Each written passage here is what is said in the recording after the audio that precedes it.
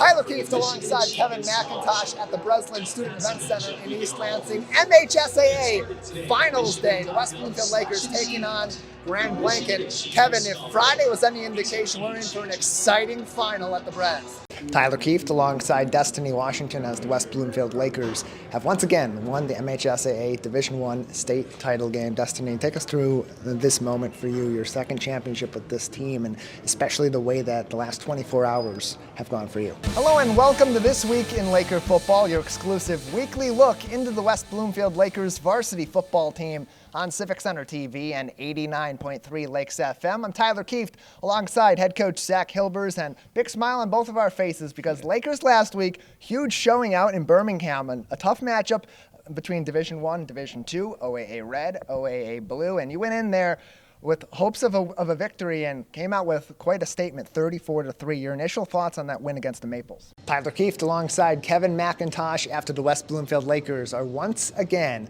MHSAA Division I state champions, defeating Grand Blanc 60-30 in the state title game today, and an impressive performance at that by the Lakers. Over the past several seasons, some of the best girls varsity basketball has been played right here at West Bloomfield High School. Their team has made it to 2 consecutive state title games, and despite being a little younger in 2024 and having several new players join the varsity squad, this year's team may be stronger and be closer than ever before.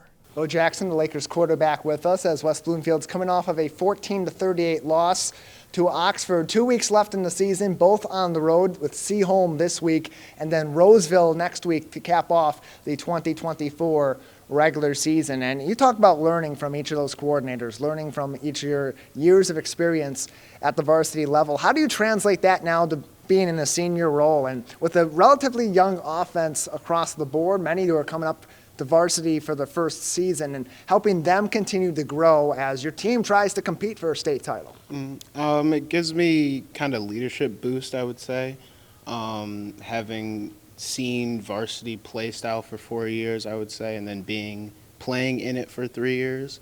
But then it also just me being a leader, giving them confidence, encouraging, and then us working out through all our challenges together one by one. It's not I, it's we. And I think it's just been super beneficial to us. I mean, yes, we've lost to some tough opponents, but I think growing and going forward, we're more together as a team and not just individuals. And take us through some of those 4 games that you have lost so far this season, because really 3 of them have been pretty tough losses, with Groves, with Clarkston, and with Oxford, all in their own different ways, and that Adams loss being kind of different because it was so close and it came down to those last couple of drives. How have you kept the team focused on learning from those losses as opposed to dwelling on them, especially as you're looking toward in a questionable playoff position given these last 2 weeks coming up? Yeah, I think the big thing about the losses was just us shooting ourselves in the foot. It comes with a lot of different things, I would say, on all 3 sides of the ball. But just growing from it, I mean, playing our football, just, football hasn't changed at all. And you need guys to make plays, you need players, you need everything in order to be successful, especially in the OAA Red. And talk about that game, because it really was a tale of 2 halves, and really a tale of the first 3 quarters versus the last quarter and a half of the game. What changed for your team to turn the tide back in Laker favor? Who wanted it more? We had told everybody, asked everybody who wanted it more, who wanted to win this game. And everybody showed up, did what they did, and the outcome is what we wanted. The adversity that your team faced in this game is nothing that's unfamiliar to you guys, but it was immense at times. Double-digit leads, going cold on defense, foul trouble especially. So as a leader of this team, how did you and Summer and Kendall and the other veterans step up to keep everybody in this game and keep them believing you could still win? Telling everybody to keep their head up. The game wasn't over until that buzzer went off. And we did what we did. No matter if Destiny came out, I told her, we got you, we're going to win this game. And that's what we did. Take us through the moment where you're going to take that final shot in the fourth quarter to tie things up, to send this to overtime from before that possession to when that ball goes through that hoop? Yeah, so as soon as that girl got fouled, she was at the free throw line. I was like, Summer, I want that shot. I told Kendall, send me a screen, something, and told Sharon, like, I want that shot. We're going to hit this shot. And Summer believed in me. I said, Kendall, she chucked ahead of me. And then she made the shot, and I was gone. I was like, I want this shot. And I came around off that, and I hit it. I believed in it. And you said in the press conference, it was like that moment in a movie. Yeah. Now that you've lived that moment, how did that feel? Did it measure up to what you've seen in all those basketball movies? Yeah, it for sure measured up. It measured up way more than what I expected, but it was great. How does this help to expand that motivation to get into tomorrow's game and bring that title back to West Bloomfield? I think it boosts everybody up, seeing like no matter how many adversities we have, we can still win this game. No matter how many times we go down, we're still gonna win this game. It's going for tomorrow. When it came down to the wire, it came down to the playmakers. One of your playmakers wasn't there, and Destiny, you saw the emotion on her face as she, at the time, down double digits, was possibly seeing the end of her career. How much of the last several minutes of that game was about getting Destiny that one more game? Every single second, every minute was about getting Destiny that win. I told her, I got you. I'm like, we're not losing this game. I told her, we got it. And those seniors had an excellent season across the board, too. You think about some of them, in particular, Bo Jackson, who just came in. His first season at West Bloomfield, he had 15 touchdowns. That ties him with Tristan Jackson amongst some of the best careers in West Bloomfield football history in terms of quarterback scoring touchdowns. Now, talk about his impact this season with a younger roster, even a guy like Jamal Shakespeare coming up, who got a lot of varsity snaps too, learning how to lead an offense and keep a team progressing forward as the season moved on. Yeah, he did a great job. Bo did. It's difficult to come in for a year and kind of get coached a different way, learn a new system, learn a different way to do things. And he kind of took it all head on, was really, really effective and a good player. Probably later 2/3 of the year, really felt more comfortable, and I think it showed in his play. But he was a great kid all along, just a tremendous teammate. It was a great job when we would, mix up our quarterbacks and play Jamal or Josh Tate or anybody else there, and he was always supportive and doing everything good for the team and helping the individuals out that were really, taking his snaps away and sometimes. So really just a model teammate, and it really, I guess it shows his work ethic, and it kind of paid off for him. He had a great year. Another playoff OAA Red Division rematch for the West Bloomfield Lakers on Friday, this time against the Clarkston Wolves, one of just two teams to beat the Lakers in 2023. And the Wolves got off to a hot start. A long, sustained drive drains about half of the first quarter before sophomore quarterback Brady Collins sails one high to Brody Kosen for the leaping grab in the end zone. Clarkston gets off to a 7-0 lead midway through quarter number one. Then Aiden O'Neill floats a short kick toward the sideline, and with perfect hang time and a healthy bounce, Brady Beck comes up with the return for Clarkston. Suddenly, the Wolves have a chance to take a 2-score lead.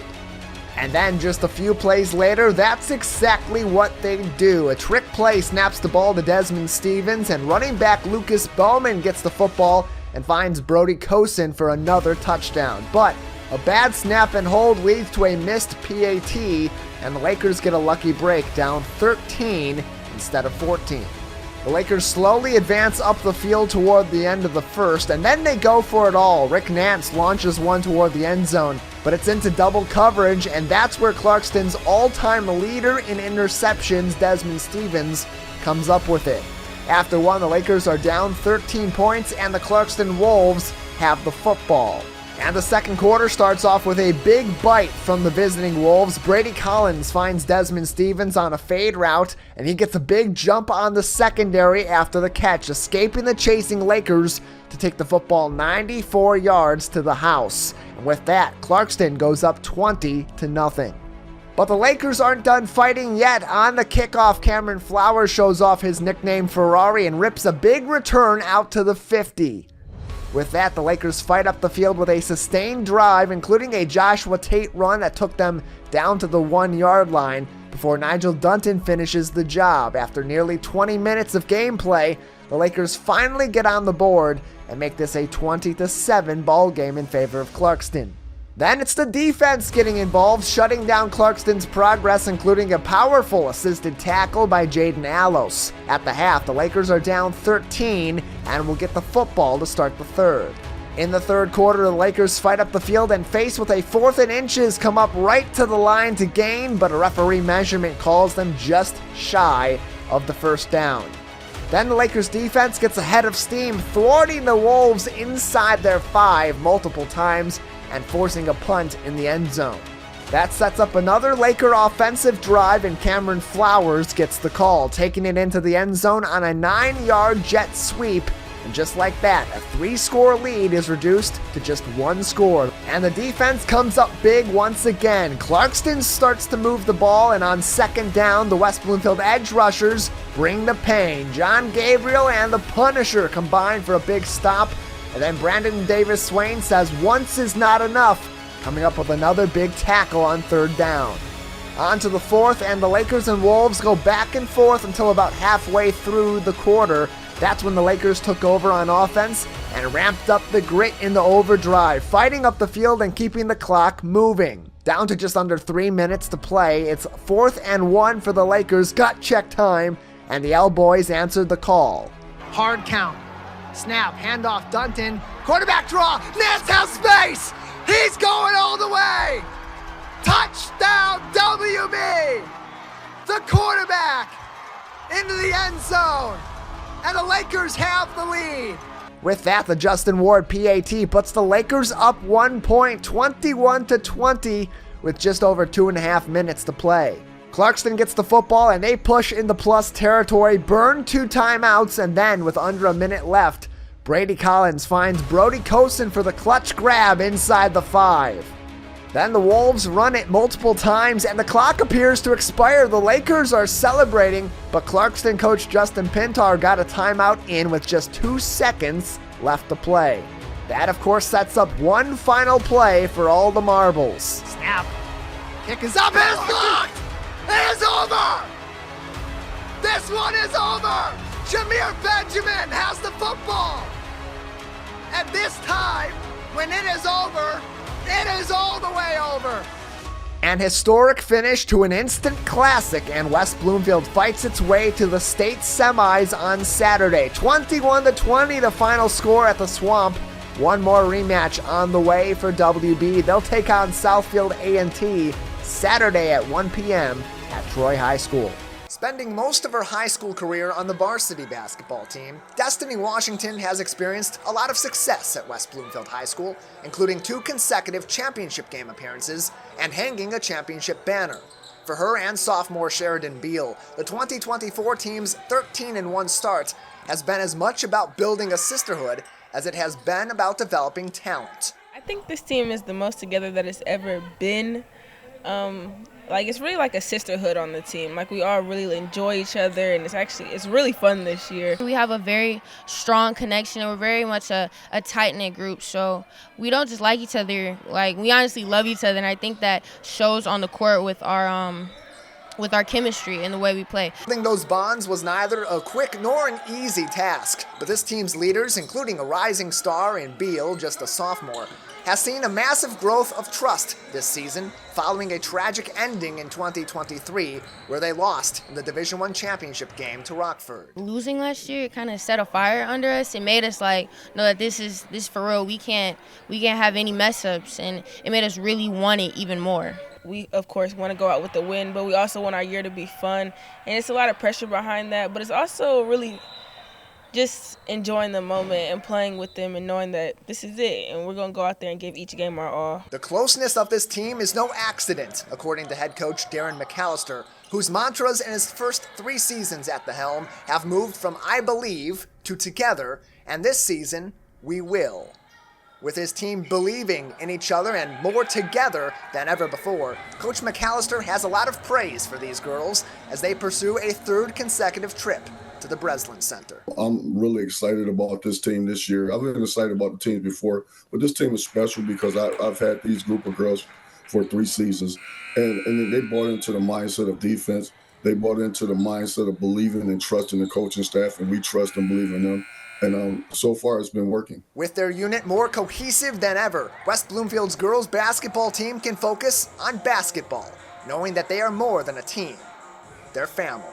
We just really like each other. So off the court, we're always together, always talking to each other. In school, constantly seeing each other, giving each other hugs. We're just a very tight group.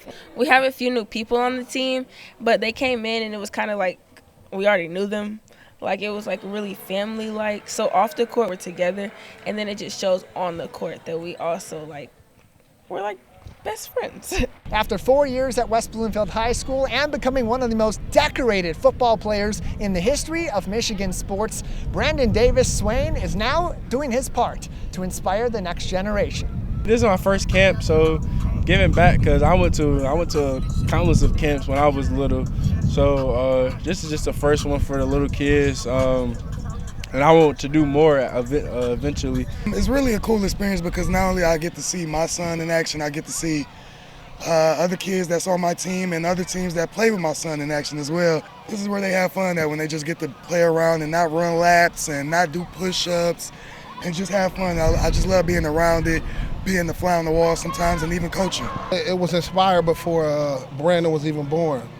My mother, God rest her soul, Renee Davis, served in the community, and that's where I get it from. She worked at the recreation centers. That's why I really get my inspiration from her, to be able to give back everything free, don't charge the kids, and I'm just teaching my son to do the same thing. My main thing is just make sure they have fun and then learn some new things today. I mainly came out to the camp and because it was free and it was a good opportunity, just meet new people.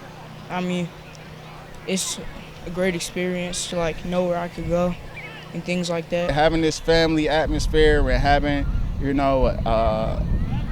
people around you that care and are putting into you, and showing that you mean something, and that's big just in itself. You know what I mean? These kids are making friends from all over the state, all over the city, east side, west side, north side, suburbs, west suburbs, south.